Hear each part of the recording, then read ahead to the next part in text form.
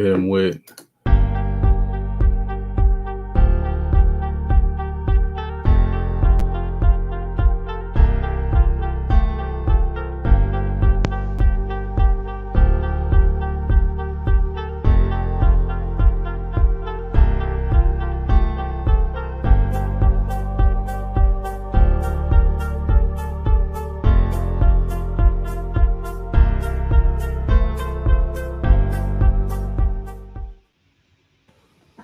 Hit him with the intro, man.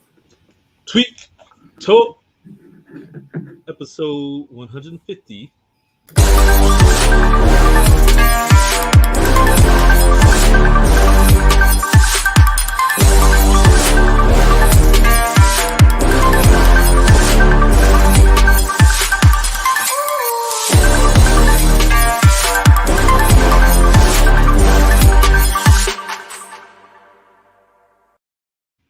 We need a Tweet Talk podcast intro like that. Yeah. What's up, folks? I am your host, Raphael Husbands, along with my co-host, Charles Oglesby III, JD, aka Todd Billionaire. And we are here. Welcome to Tweet Talk, where we break down financial tweets and talk about building black wealth. What's happening, Charles? Not much. Took the boat out, living that boat life. So that was cool. Family is here from out of state, so we took them to lunch and then we cruised the boat around the lake a little bit. But it was hot. It was like 113 degrees out there yesterday. It was hot, man. But it was cool. You learn everything. You learn a lot just by engaging in the process of boating. You learn about boating, and one of the things I want is to have a boat. And so get out there and you realize, like, man, if we want to really enjoy this boat in these months, we got to go to San Diego because these valley lakes are just too hot. But I also learned that a lot of people out there with boats don't have brand new boats. Like whenever you look at a boat, you always look at like the most shiny, brand new, super expensive boat. There's folks out there with just whatever. And so it kind of frees you up to realize, like, I don't have to go get this most crazy, lavish, expensive boat to enjoy the boat life. Gets a little bit older, buy it in cash. If you like it, you like it. If you don't, you sell it. Old boat is better than no boat. But bars. Old boat's better than no boat. And kind of what you said about learn about boating by boating. You got to get in the game. Like, you want to learn about something, you can read about it. You can watch YouTube videos. This is the podcast. But sooner or later, you got to get in the game. Yep. So, to learn about it. Everything translates to business. And where's young Sigma at? He's good? He's watching Monsters, Inc. Got him some fruit, got him some milk. He's watching Monsters, Inc. We had stroll practice yesterday. We was out there. He was saying blue fight. So that was kind of funny. So you want him to follow in your footsteps and pledge the fraternity you pledged. What's the advantage of him pledging the same fraternity as you? So the interesting thing about it, and this is just me being very transparent, is I don't know that I want him to pledge the same fraternity that I pledged. Because I don't know if I don't know if I had the best experience. I don't know if that group of men is exactly what I want my son to be a part of, but it kind of makes sense because I'm already a part of it. I have the networking, I have the connections, I know all the people. I mean, all Sigma's not created equal. Lamontre, who listens to the podcast a lot, he's a Sigma. He's a super dope dude. But just through like my undergrad experience, I just didn't really have that great of a Sigma experience. It was kind of ups and downs. So we had some good times, some bad times.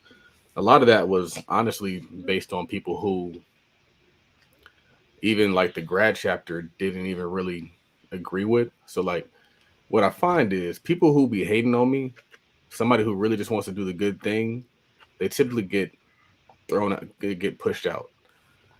But in the process of them getting pushed out, they got the opportunity to say a lot of crazy stuff about me. We've seen that with B Real Estate. The dude doesn't exist anymore, but in the process of him getting pushed out, he kind of like tried to throw a lot of shade on what I was doing. There's another person on Instagram who was trying to throw a lot of shade on me, had a massive following. The dude literally doesn't exist on Instagram anymore. The post is the reason is last month. He's gone.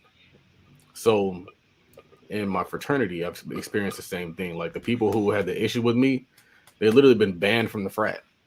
So, but the thing is, and this is why Black community has to really understand these things. It's like we really got to look at the people that we allow to kind of like have an impact on people who are doing good things.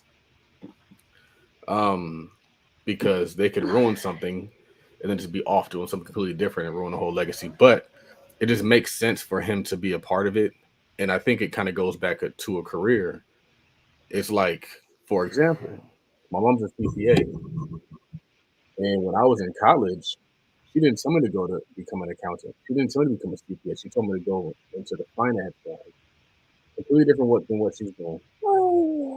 She should have made me become a CPA and an accountant, not because it was better or worse, but because she already laid the groundwork. So sometimes you gotta follow something just because the groundwork's already been laid. My son will have to work like judging's gonna be way easier for him because he's gonna understand the process. Everything's gonna be easier if he follows my footsteps. And so that's the only reason why. That's not the only reason, but that's a reason why I think it makes sense to join the frat. Like think about it. If my son joins my frat, all my friends become his frat brothers. Like that's cool. I have a friend, a mentor actually. He's a Kappa. His son went to the University of North Carolina. He became a Kappa, and now all his dad's frat brothers are now his frat brothers, not his uncles, his brothers. That's different. It's different, and so I would rather my frat brothers become my son's frat brothers, have the same connection, have the same desire to push him up because I've already invested 10, 20 years in these relationships. I crossed Sigma in 2005. We're in 2023. That means in 2 years, I'll be at Sigma for 20 years. That's crazy. Stop touching that. And so I think that, and I said this before on Twitter, Nolan. I said this before on Twitter, like one of the worst things you could do is just not following in your parents' footsteps. And so, like for me, I should just became an accountant and a CPA. All the connections, all the resources. My mom is a part of Cal CPA. She's gonna be the president of Cal CPA. All the groundwork's been laid. But I'm gonna tell you something, respectfully. I don't think that I feel like my mom didn't want to push me to that space because she kind of didn't want me to surpass her a little bit. She wanted me to do well, but she didn't want me to surpass her. And I think that's the difference between a mother and a father. I want my son to surpass me. I want my son to go right into law school, into a top tier law school, where I'm gonna coach him on every single thing he needs to do. We're gonna be learning IRAC before he even gets to law school. My son gonna be learning IRAC at whatever age. I was actually talking to my niece yesterday because I told her I wanted to pay her to read books because she just told me she's been watching TV all summer. And so I told her, all right, every book that you read, I want a 4-sentence paragraph summary.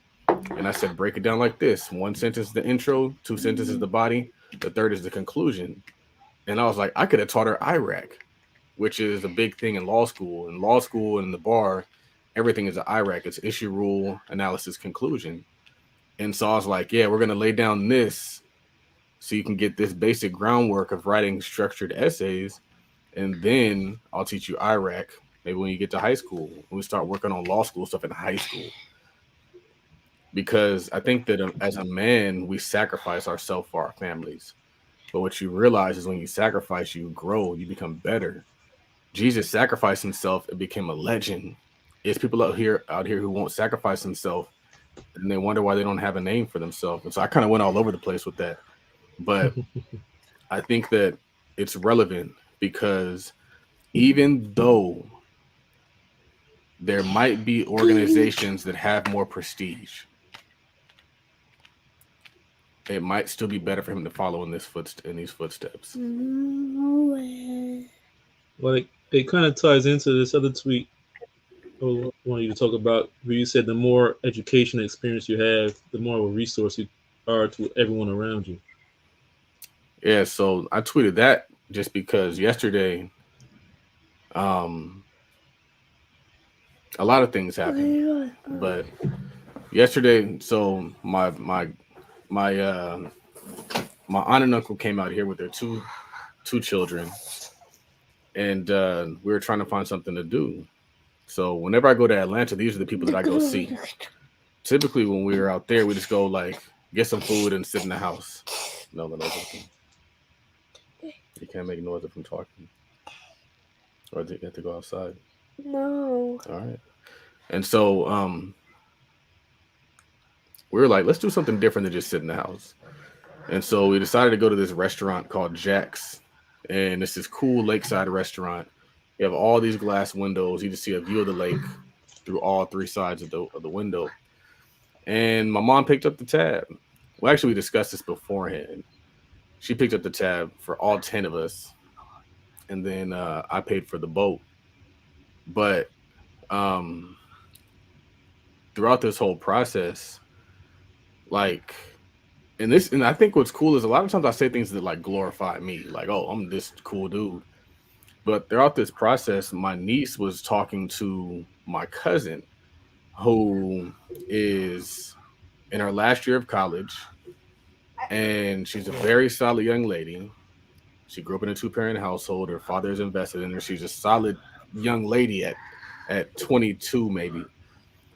And I saw my niece and her just like gravitating towards each other and like talking to each other the whole time. And my niece doesn't have the best examples and role models. Um, and so it Okay, was how old is the niece? How old is the niece? my niece is 12. Okay, okay. And so what I realized is like it was cool that my cousin, by doing all these things, can now be a resource to my niece because she needs that. Because respectfully, her mother's not it. Her father's not it. And there's only so much that her grandmother or even her uncle can tell her. Like at a certain point, people kind of tune out the people who are super close to them. You kind of need that outside influence. No. Nolan. Nolan. If you want to talk on the show, just let me know. You want to talk on the show? Yeah. All right, but we're going to ask you a question, okay? Let me finish this statement and then we'll ask you a question. Okay. All right. And so it was just cool to see that, but then also just like it was cool to be able to put my family on a boat. Like that was cool. Like we're all cruising around the lake on the boat. We took them to a nice place on the boat and we didn't ask anything of them. But what I found is like I was able to like afterwards I was talking to my niece, and this is after we had the conversation about like her reading books and tracking her book list and all that stuff and being able to get paid for that. But it was also like when I noticed that her and my cousin were having a connection, and I was talking to her, and I was like, "Do you?" I was like, "You need to make sure you keep in touch with your cousin because she's a good influence and she can serve as a mentor for you." And I was like, "Know what a mentor is?" And she's like, "Yeah, I know what a mentor is," but I still gave her the definition of a mentor. And so I was like, "You need to make sure that as you're going through school and as you're going and progressing through life, that you can reach out to her because she's a solid person that can give you a good influence." And so what's cool is I was talking to my mom and I was like, what's interesting is like sometimes your cousins can influence you to do good things even if your parents don't. And so I was like, maybe Jessica or maybe my cousin can be that for my niece because she doesn't have it at home. It's ignorant over there, respectfully. I'll be trying, Raphael. There's things I want to tweet, but I can't tweet it. But it's just bad. And so like I'm I'm surprised you're glad, saying it here. huh?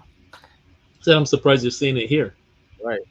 So I'm glad my niece has that accent. Um, I think it's because even the things that I am saying are still way more mellow than what they could be. So what do you think about that, Nolan Oglesby?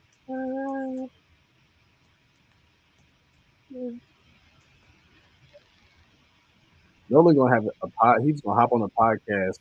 We already got 5,000 subscribers. We already got 150 episodes. And he's gonna be floating on top. This is generational wealth, generational podcast wealth, boy. I love you so much. Black nepotism. Other people say, "Welcome to Tweet Talk." Welcome to Tweet Talk. Say, "It's lit." It's lit. Yeah. Now, I want to bring up this tweet that I saw from Xavier Miller, a friend to the show. I mean, alumni, whatever you want to call him. He had a tweet where he said by 2030 there will be no middle class. People will either be financially rich and living in abundance, or broke, living check to check. There will be no in between. What do you think about that, man? I don't like predictions. Even if they're educated and informed predictions. Only because, like, we don't know.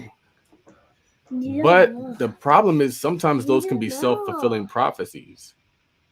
And so people will make statements and they'll say, oh, black wealth in 10 years is going to be negative. We don't know that. But if we speak it, it could potentially happen just because we put it into the atmosphere and then we started making actions towards that. Just like, oh, I guess we ain't going to ever have nothing. So we just might as well not do nothing. And so, like, I think that you got to speak what you want to see, even if you don't see it. And a statement like that doesn't help anybody. It doesn't help anybody. All it does is just kind of like speak this thing out. Is it tough? Absolutely. Is it weird out there? Absolutely. But I don't think that has to be our truth if we don't accept it as our truth. If we say, you know what, that's great that you think that, but we're going to move a little bit different. Because, Raphael, if we listen to projections like that, we'd all be statistics. Because when you're in high school, they say, oh, yeah, the stats are this, you can't accomplish this, and you can't have this. And if people just accepted that, there would be no Todd Billy. There would be no Ralph Millie. I wouldn't be sitting here with my son. I'd be abandoning my son. My son wouldn't be going to a private school. He'd be going to some school in the hood. I don't accept thoughts like that. My son won't even know the hood. We ain't ever going to the hood. No hood field trips ever. He ain't gonna know it exists. We're not doing that. All he's gonna know is the suburbs and the city. And so, like, I see things like that, and it kind of makes me cringe a little bit because it doesn't have to be true. Mm-hmm. I see what you're saying. Yeah. First of predictions, you can make any type of prediction, and the thing about like people that make predictions, like they make predictions, and if it don't come true, they just make another prediction. And this is not even talking about Xavier, because that's my guy. I like Xavier a lot, and he had good reason for saying it. Like I understand why he said it. So that I'm not even talking about Xavier. I'm just talking about in general. So people make predictions, and when it doesn't come true on the timeline, they just make another prediction. Yeah, right. We don't ever have to circle back and be like, "But you said." As long as they're right sooner or later. Right. I've been calling this for 10 years. Yeah, but you've been calling this for 10 years. Right. Every year was supposed to be a real estate crash. And then the next year is still going to be a real estate crash. And then people are just sitting on the sidelines. Yeah. I ain't buying now because it's going to be a crash. So it's self-fulfilling prophecy, in fact. And besides, if you listen to this, unless you got some major organization that you're going to do something with, like, what does it mean to you? What does it mean to you and your family?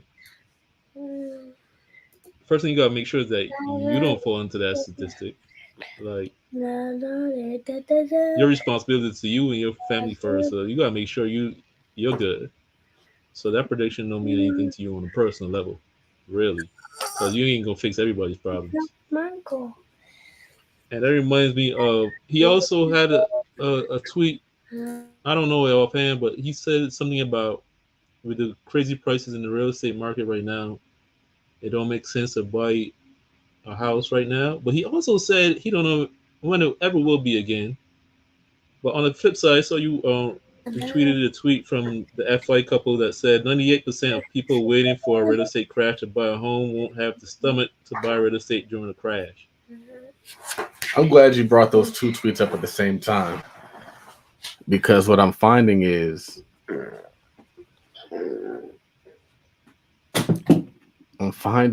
so I saw Mark post something and it was actually an imitation of a tweet somebody else posted, and he was talking about the power of home ownership and how your mortgage doesn't change but your rent changes every year. And I was like, when I was growing up, the reason why I wanted to buy a house wasn't so I could flip it in 30 days for a premium. It wasn't so that I could even rent it out and have all these different like leveraged rents. The reason I wanted to buy a house is because when I was about maybe 12, my mom bought a condo. Probably younger than 12. When I was maybe 10, my mom bought a condo. And she paid, I want to say $90,000 for this condo. And a few years later, she got married and she sold her condo for $160,000. And I was like, whoa. She like went up. She gave a testimony at the church. She gave a large offering at the church.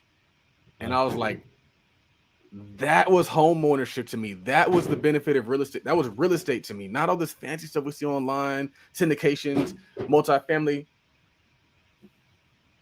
None of that stuff. But like just buying a home and living in it. And so I always wanted to buy something. I've been looking and looking and looking and looking and looking. And you know what's funny is all the prices have done is go up the entire time I was looking. I haven't really seen a dip. Though one time I saw a dip. I don't even know if it was a dip. I think we just got lucky. Like, we got very lucky. Because during COVID, you have all this like negative feedback, and then you also have like new construction coming online. You can kind of get a discount for new construction if you buy early in the phase. So we caught like a COVID hype and all the other stuff. We really got a deal. But it speaks to the idea that when most people have the opportunity, they're not going to buy, because a lot of people said, I'm not buying during COVID because blah, blah, blah. Why would I buy during COVID? And then the people who didn't buy in COVID literally walked right into an interest rate buzzsaw. Like if you didn't buy in COVID, you literally just like missed a whole play, because like the part of the win was the fact that we bought at a discount. The other part is the part that we have a loan at 3%. And so I feel like both of those tweets are true. Yes, it's expensive to buy a home right now. But, and I think this is important for people to understand, you don't always have to buy in the most prime area. Sometimes you got to buy in the area that's set to become the prime area. In California, that's how it works. The reason why my parents had so much success, my mom, she bought a house and it was a HUD home, it was a foreclosure, so that worked out. But my stepdad, he bought a house in an area called Lake Elsinore, which he bought in a really cool area because it was like an elite area of Lake Elsinore called Tuscany Hills. But at that point in time, there was nothing there. And so one of the gems that a realtor told him was drive until you can afford something. Ooh. Get in the car, drive away from that prime area. And then once you start seeing some stuff that you can afford, that's where you buy. And you know what's going to happen? They're going to build up around it. And Nola's going to get in trouble because he's just been making noise the entire time. Yeah. No. I don't want you to, but you're going to. No. You don't want to be quiet. Go see what your mother's doing. Okay. And so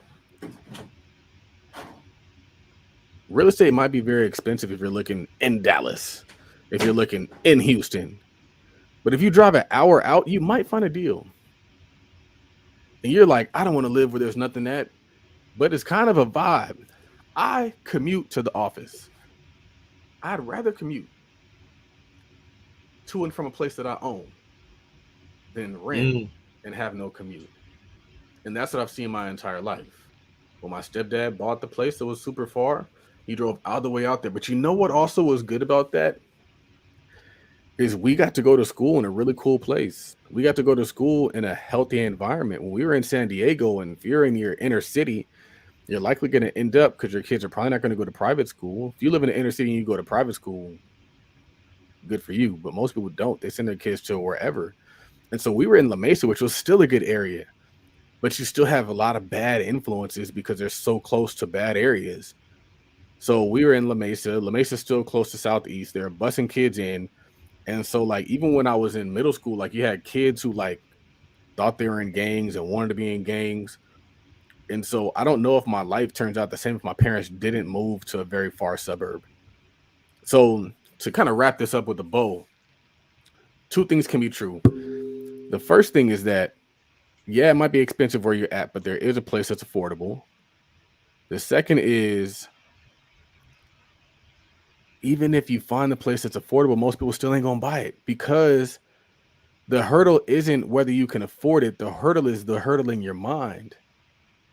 That's the hurdle. You gotta overcome that, so that now you can say, all right, I'm ready to take on what comes with home ownership.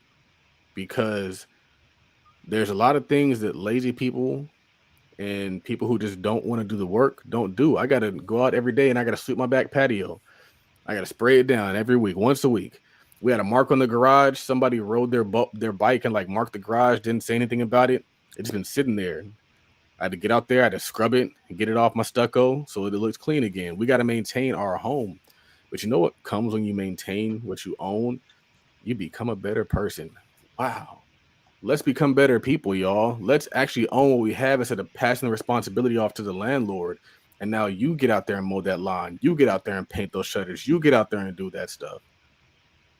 And you become a better person. You become more responsible. You become more diligent. And then you can pass it on to your kids. Then you become a bigger resource to everybody around you. The win is in the growth, not in the passing off responsibility to other people. The win is in the growth. To me, it's funny, like, when people try to argue about against home ownership and how it's just a myth or whatever, and they start to say, oh, you never actually own it. If you stop paying your taxes, you'll see who actually owns that real estate, that house. And it's like, yeah, but if that's the way you want to see it, then what's the argument for renting? Like, you pay off the mortgage. If you're still paying taxes, then you don't have a mortgage to pay anymore. The mortgage was flat for 30 years or 15 years or whatever.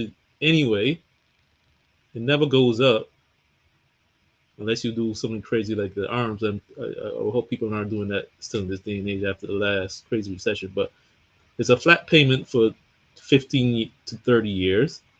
And then once you pay it off, the payment is gone. You just got to pay the taxes. And somehow you're trying to make it sound like renting is a better deal. If either way you're not gonna own, wouldn't you rather like have control of the place for cheaper and have space? But I don't know what the real argument is. I guess people don't really, like you said, people don't really believe they can own a home. People say they can't afford a home, but it's like, how much is the home? How much is the home that you can't afford? They don't know the answer, or they know the answer is like, is it that you can't afford a home, or you just can't afford the super expensive home that you wish you could buy? But check this out. So last week we went to look at these estate homes. Twice the size of this home, twice the lot size of this home. They're starting at like $900,000. We're walking through these homes and we're like, all right, 9. We sell the one we got. We take all our equity, put it on that, and our payment goes up a little bit. To give you guys numbers, I put about I don't want to put too much out there. I put a significant amount of money down in this house, probably about 30%. So I put 30% down in this house. And then the house that we paid 5 for is now worth 7. So we're sitting on a decent chunk of equity that we can now roll into the new house. And so the only reason we can even entertain the conversation of having a larger house is because we bought a house. So the house that you buy makes it easier for the next house that you buy. Don't buy your dream house first. And we talk about this all the time. Buy the house that you can afford, and the house is going to help you buy the house. Again, when I learned about real estate, it wasn't in terms of 70% LTV, get hard money, refinance, all that stuff. It was just like, buy some shit. Because I've seen my parents do that as well, where the house that they bought helped them buy the next house. They rolled. My mom sold her house, paid off her student loans, moved into the house of my stepdad. He sold his house. We used that equity to put into the much larger house. You can't have that conversation unless you own something. The conversation is different when you own something. I was thinking about this too in terms of like buying a boat and buying an RV. A lot of people think about buying a boat and buying an RV. Like, you ever heard the idea that like you buy the house after you buy the car? Because if you buy the car after you buy the house, no, you buy the car after you buy the house. Because if you buy the car after you buy the house, then it's way easier to get the car. The same thing is true for the toys you want to buy. If you have a house, it's way easier to get a boat. It's way easier to get an RV. It's way easier to get a loan for solar panels that you're going to put in your house. It's way easier to buy that Benz. So you got to buy something now. It don't got to be your dream, but you know what the real play is? Buy a fix and flip. I have a friend. He's an African dude. Him and his wife graduated from college, bought and fix and flip. They bought it, fixed it up, improved it, took the profit, rolled it into another house. You know what they bought? Another fix and flip. And so the play is that when you do something like that, there's laws that allow you to take that gain tax free, because if it's your primary residence, then you're married. I want to say up to like $400,000 is tax free income. If you sell a house on a flip, it's not tax free. Right. So, boy, stop letting these people talk you out of owning stuff. And actually run the real numbers. Like, stop talking yourself out of stuff, thinking you can't afford stuff if you never actually ran the numbers. Like, if you ask people how much they need, they don't know. Have you got a pre-approval from a mortgage company? No. So let them tell you no first, man. Let them tell you no. Cut it out. Now, for this episode's segment of Black Billionaire Banter, let us touch on two things: the Shein story and the Gathering Spot story. If you guys haven't heard of the Gathering Spot, it's like a private membership community for Black people. It was started in Atlanta by two Georgetown classmates, Ryan Wilson and T.K. Peterson. Founded it in 2016. It's big. There's one in Atlanta. There's one in LA. I believe there's one in DC. They're doing big things. They were acquired by Greenwood Bank last year. And like 2 days ago, there's a story, allegedly, I haven't seen any proof of it yet, but allegedly Greenwood fired the CFO, who was T.K. Peterson, one of the co-founders. Fired him and replaced him with a white guy for CFO. The whitest guy. So that guy's like the whitest guy I've ever seen. And you were saying like we got to stop selling our stuff. I know you saw the tweet. The thing is, I still haven't seen any proof. I've been Googling and looking for it, but I haven't seen any proof yet. But it is kind of interesting. If that's the kind of organization you're running, my thought is, even if you're going to fire the guy, because we don't know if it is true, we don't know why he was fired. Maybe it was legitimate. Maybe it was justified. But pretty sure you could have found a black guy to replace him. I feel like your take was that we shouldn't be selling our stuff regardless. What did you get out of that story? Um, my stance is whenever we have the conversation about like black people building stuff and selling it, everybody's like, well, they should be able to sell it and get their money, and that's how you build generational wealth is by selling. Africa had the same mindset. Africa don't got no resources. They were in part stolen, but they were also in part purchased with fake money. A lot of their politicians are purchased. A lot of the policies that are there is because they were purchased. And I think that Dr. Umar said this really interesting thing when he was talking about reparations, and he was saying like a lot of the things that like black people are seeking for reparations, like people go to war for less. Like it's been rare that somebody's been able to command that amount of resources without there being bloodshed. And so I think the problem is we're unwilling to go to war for what's ours and what we want. And so there's so much power in just ownership and control. And we talk about this all the time. Please stop slamming that. We talk about this all the time because um,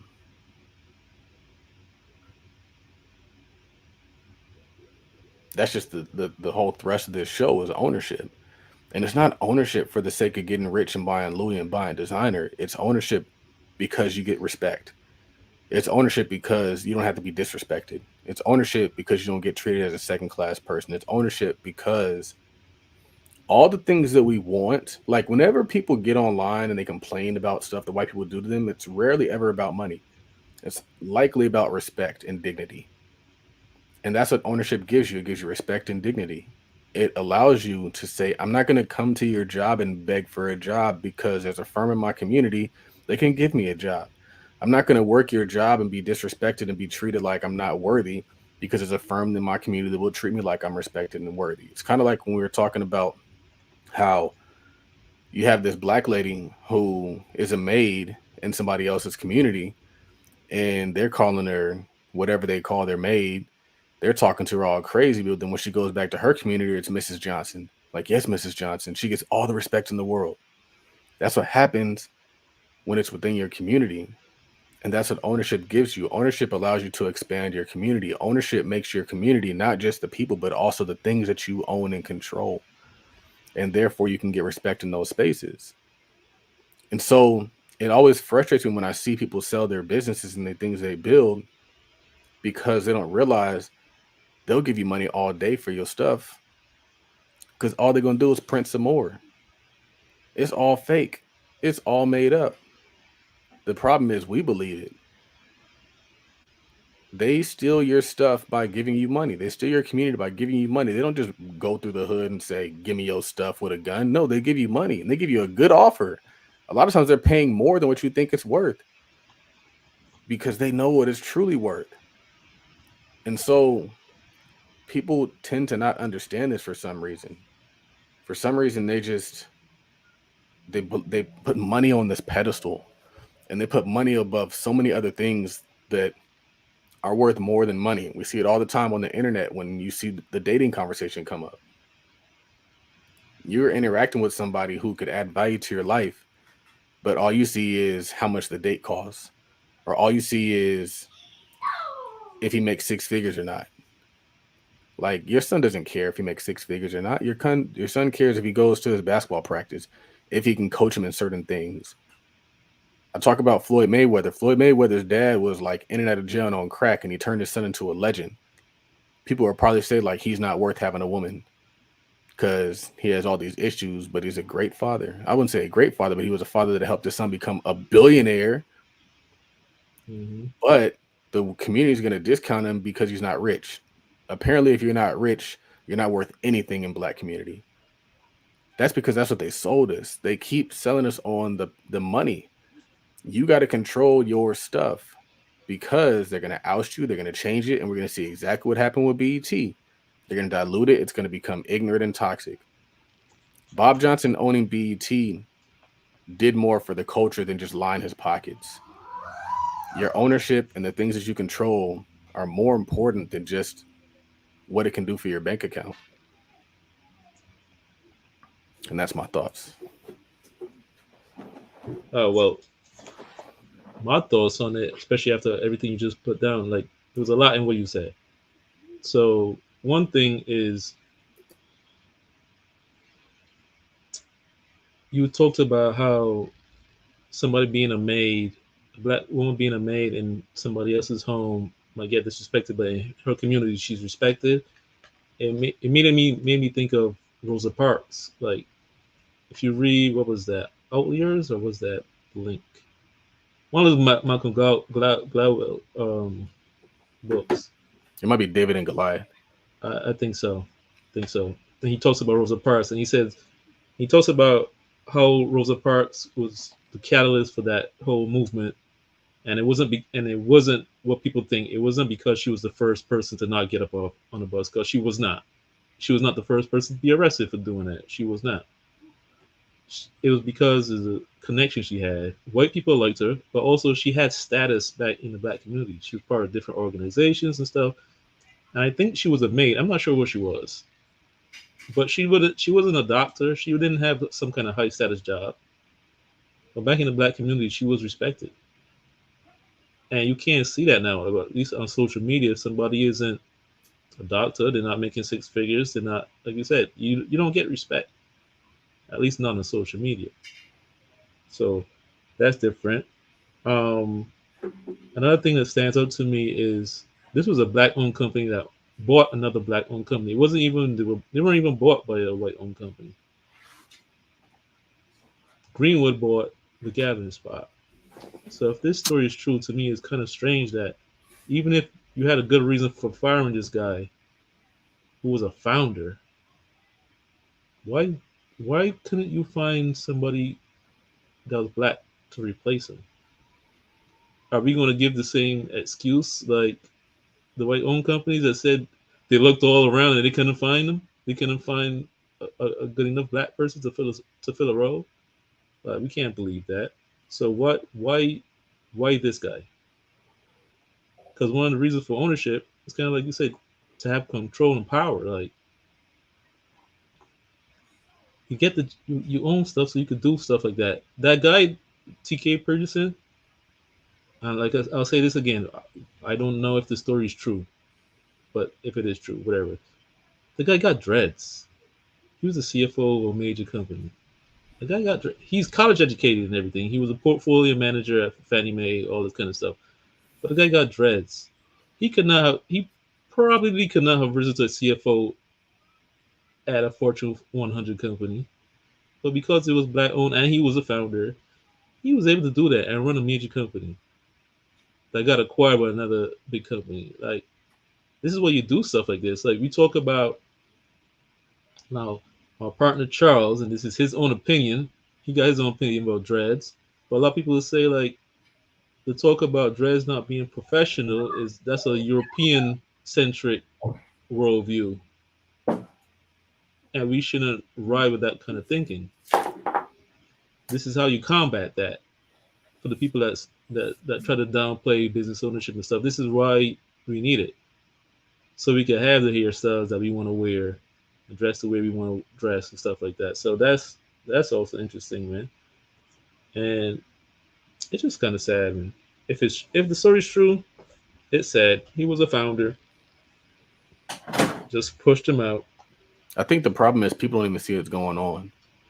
And that's one of the things that I said, I was on Instagram one day, and it was like the 4th of July. And one of my friends from college, she posted something, and it said that on the 4th of July, black people were able to eat vanilla ice cream because apparently they weren't allowed to eat vanilla ice cream. They could only eat chocolate. And so since they were only allowed to eat vanilla ice cream once a year, and they wanted to eat vanilla ice cream or something similar, a black man created this flavor called butter pecan.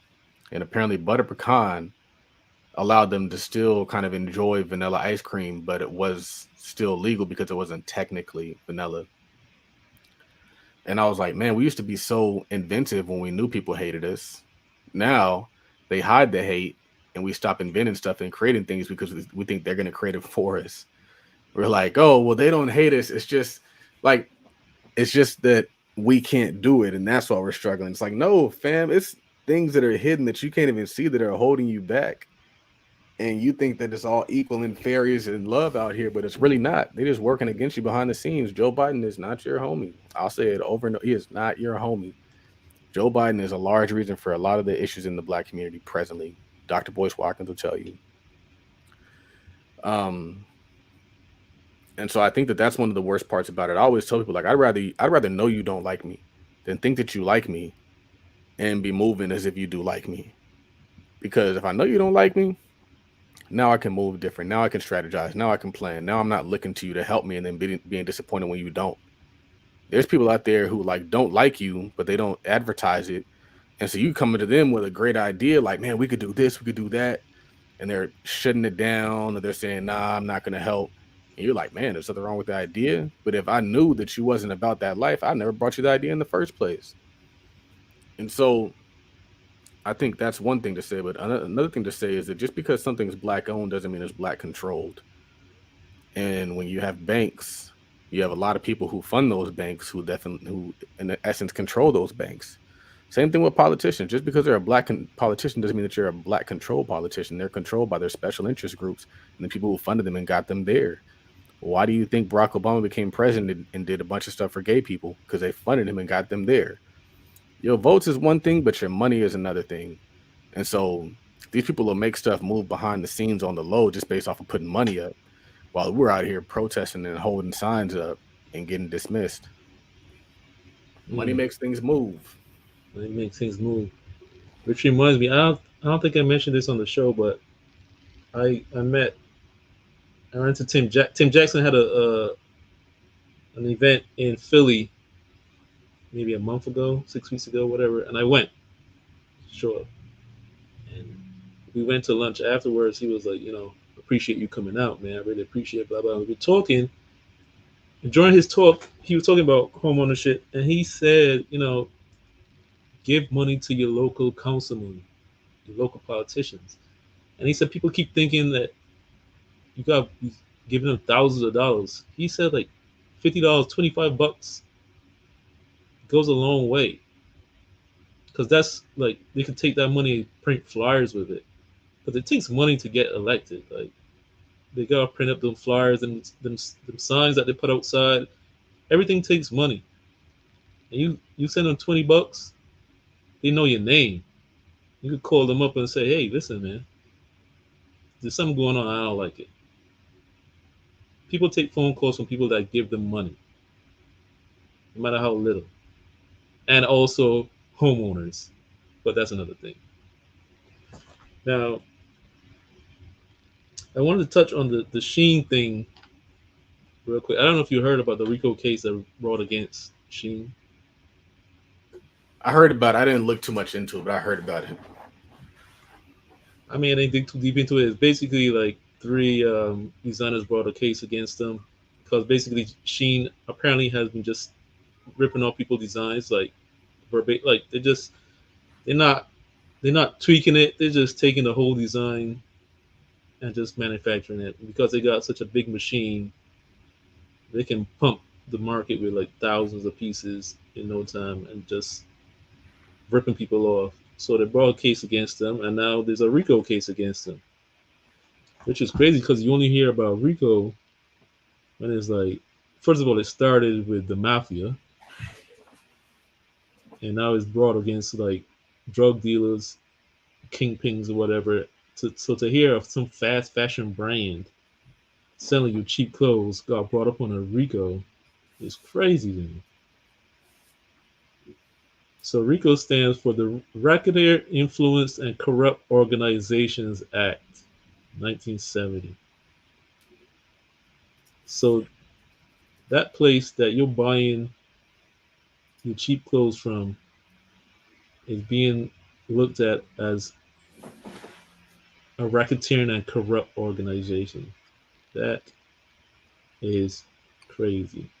So I think that it's important when you look at the law, you look at the elements. And so I'm going to give you guys the elements of RICO.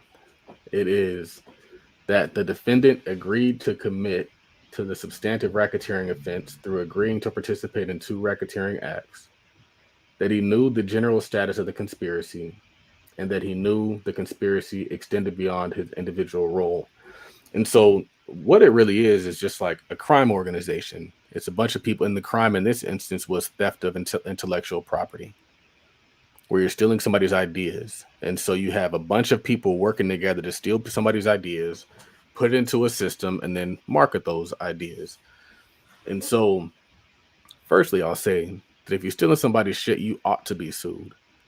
You ought to be sued. I was talking to somebody and they told me about this person who joined somebody's mentorship and left that mentorship and created their own mentorship using the same material. The original mentor sent that person a cease and desist letter. The mentor who left was all distraught, like, oh my God, I got this letter, this saying I can't do this. And I was like, that's what he should have done. He should have sent you a letter, because we gotta stop taking the easy way into business all the time. I was looking at the Pinky Doll situation, and Pinky Doll, who she comes on TikTok and she like makes all the crazy noises and she says like, oh, thank you for the gift. I'm sure you saw it. She's like, ice cream's so good. I have no idea who the Pinky Doll is. I have no idea what you're talking about. You've seen the video where there's a girl acting all crazy and she's like on TikTok live and they're giving her gifts. Well, anyway, now everybody's trying to do it on TikTok. Everybody's trying to do the same exact thing. And I was like, our community would be so much better if somebody had a dope idea and you're like, that's a cool, dope idea. Run it up. Let me find another creative thing to do. And the next person's like, well, let me find another creative thing to do. Let me find another creative thing to do. But instead, we're like, that's the creative thing. Let's flood it. And now you got 50 million rappers. We have so many rappers now. We have more rappers now than we've ever had, Raphael. Yep. Everybody's a rapper. We have more NBA superstars than we've ever had. Everybody's an NBA superstar. We have more.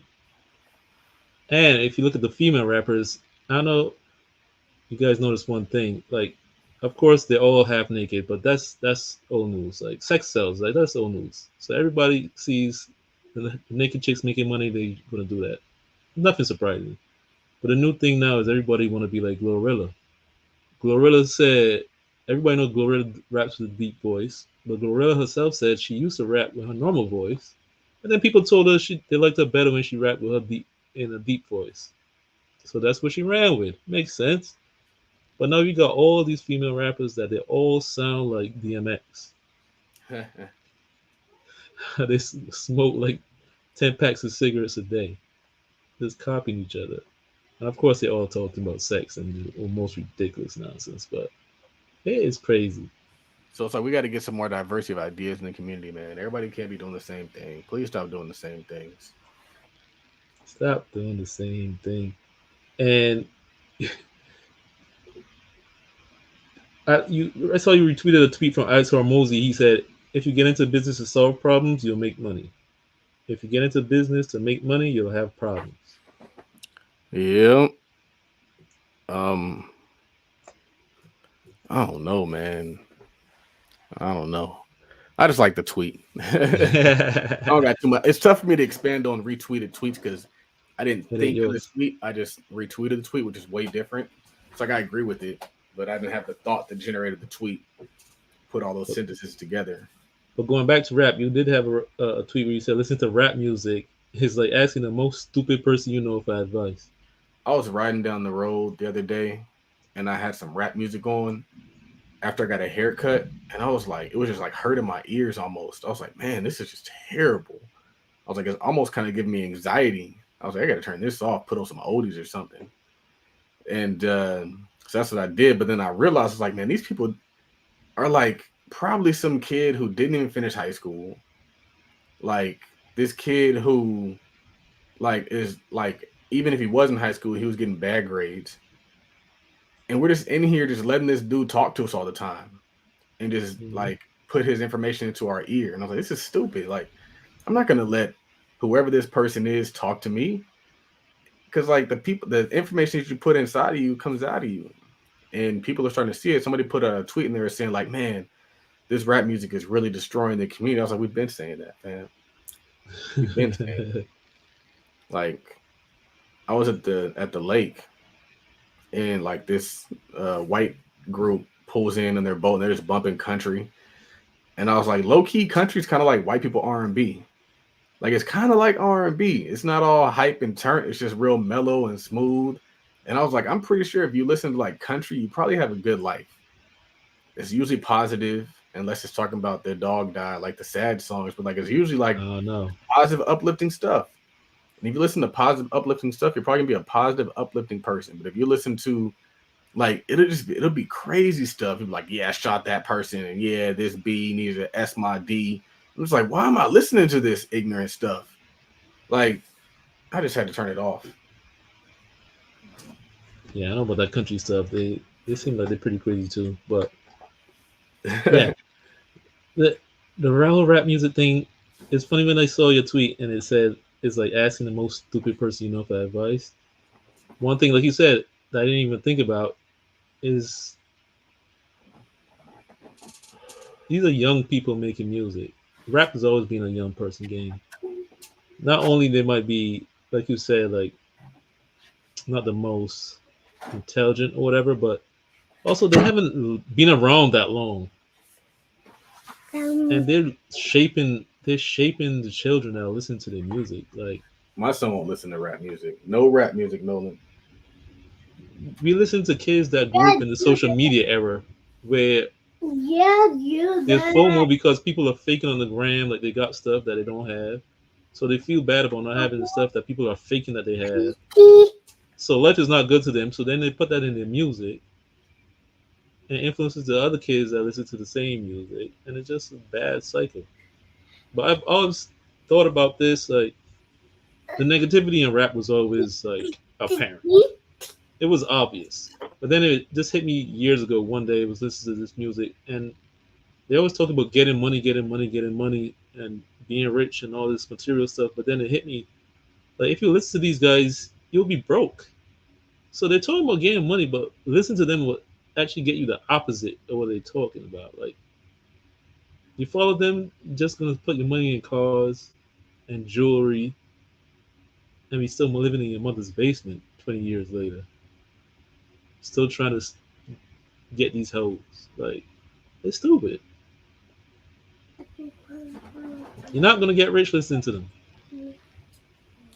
Nope. Which is what they're talking about.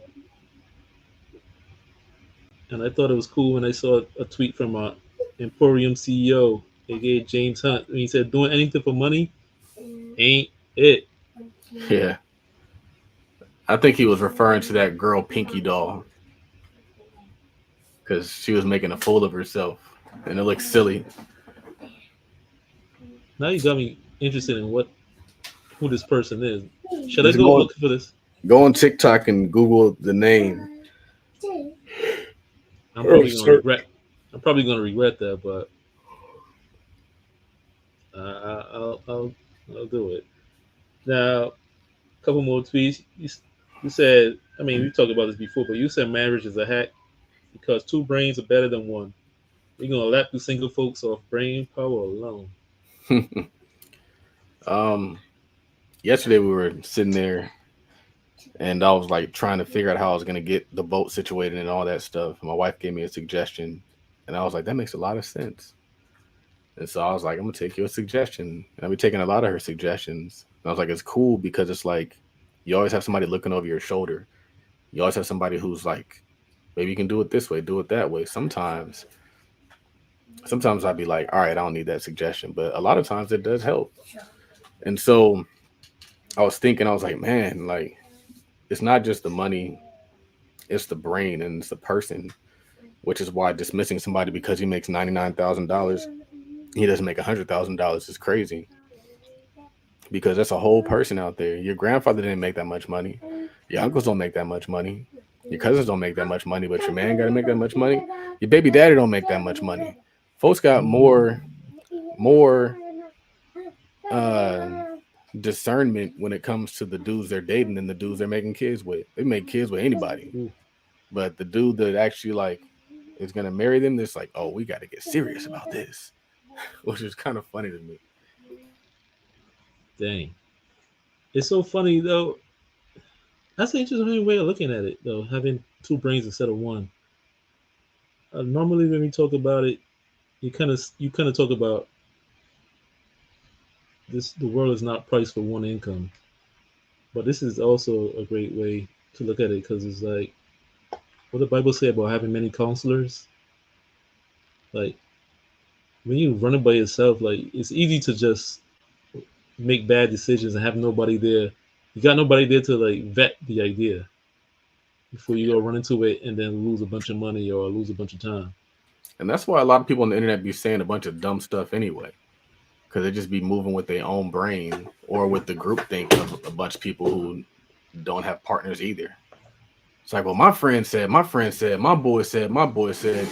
They dumb. And y'all just taking dumb advice.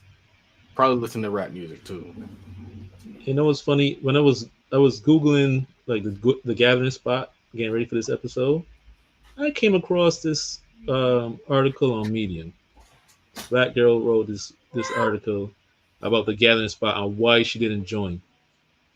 And she starts off by saying like, she loved like black professionals and black people, and how she always felt like she didn't have like that kind of community. So she thought it was great when she heard about the gathering spot and she was going to join, but she was like looking up stuff on it, and she saw somebody comment on Facebook or something that they were able to join, that they and their spouse were able to join together like for the price of one.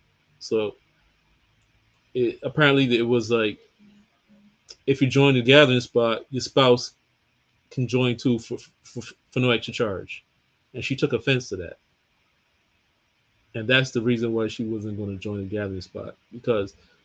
And the thing is, she also said that she was going off of a comment somebody made on Facebook. She wasn't even going to research and see if that was true or not. Just off the comment alone, she was offended. And she feels like married people get too much just because they get big advantages because they have two incomes. And she feels like if this is true that two people could join for the price of one just because they're married, then that means that they're devaluing single people. And if that's your philosophy, I don't want to join. And I thought that was the dumbest thing ever.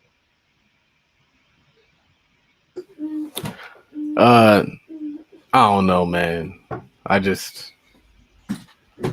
don't engage anymore because you can't tell nobody nothing.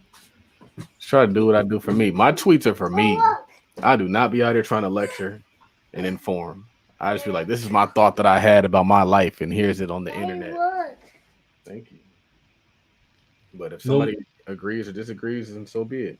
No arguing, right? Because I see you had a tweet when you say, I'm not going to argue with no contractor about their price. I'll just say no.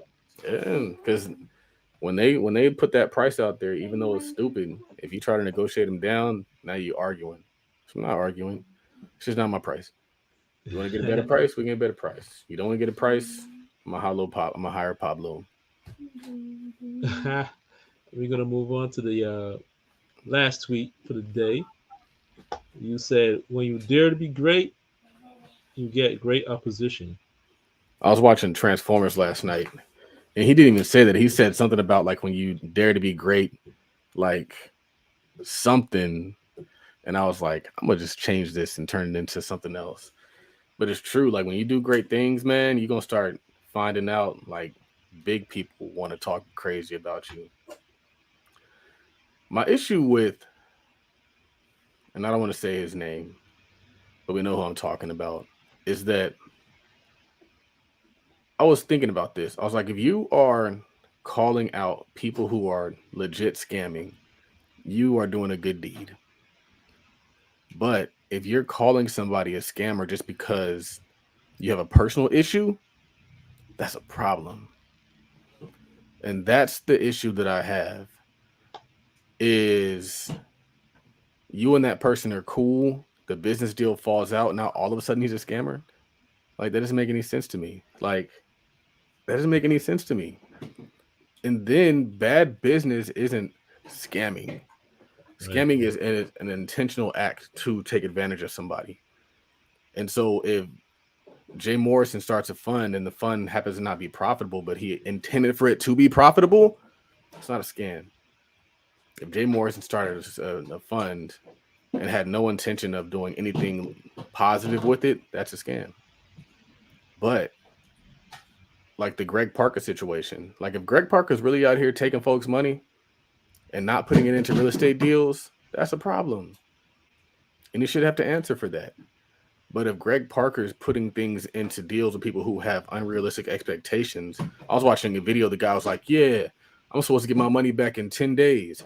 And then it's been 8 months. Why haven't I got my money back? It's been 8 months because it's real estate. Shit don't turn in 8 months in a pandemic. Like, it's a long-term play. Everybody wants generational wealth tomorrow. Generational wealth in 10 days, generational wealth in 8 months.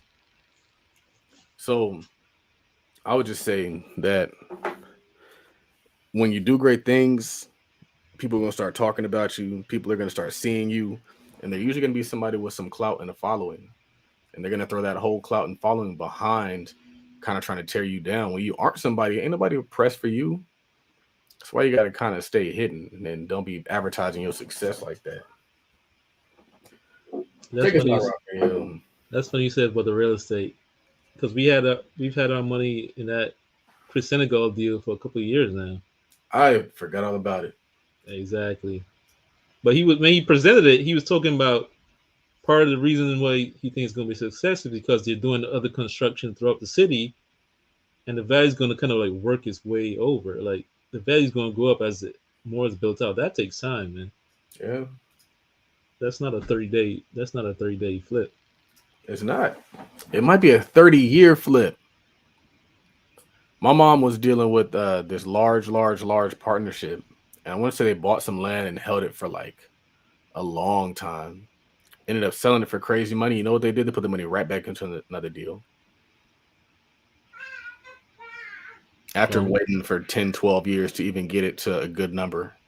Like real estate is a long-term game. It takes a long time to build these projects. It takes a long time to get approvals and permits and all that stuff, inspections. It's not a short-term game.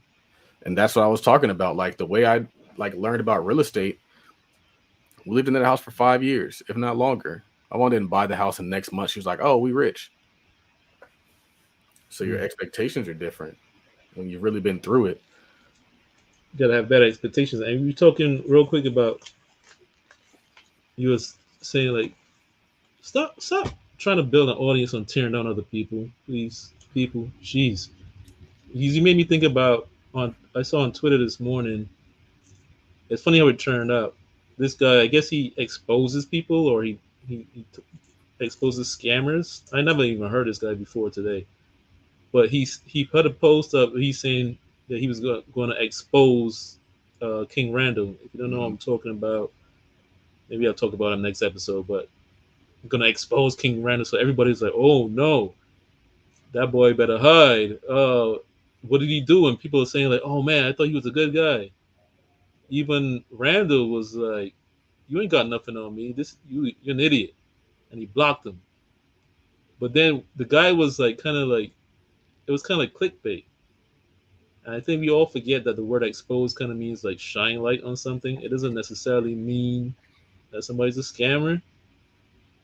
He was actually going to plan to do a positive piece on Randall, because he was saying that he personally went down to the school to help King Randall like clean up the place, and he saw the work. He met him years ago, and he said, I met him 2 years ago, and this guy put in the work he said he was going to put in.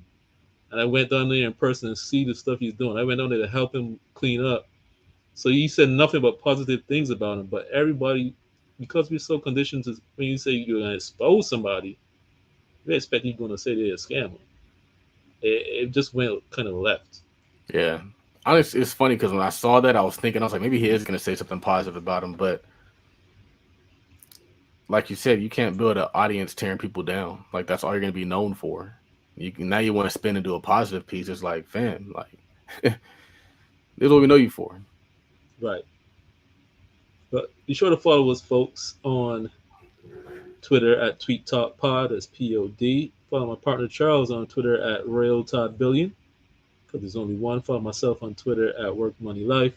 Follow us on Instagram at Tweet Talk Podcast. Follow the parent company at Todd Capital. Follow us on TikTok at Tweet Talk Pod and at Todd Capital. Gonna leave you with one last tweet from my partner. I guess you don't want to record it this time.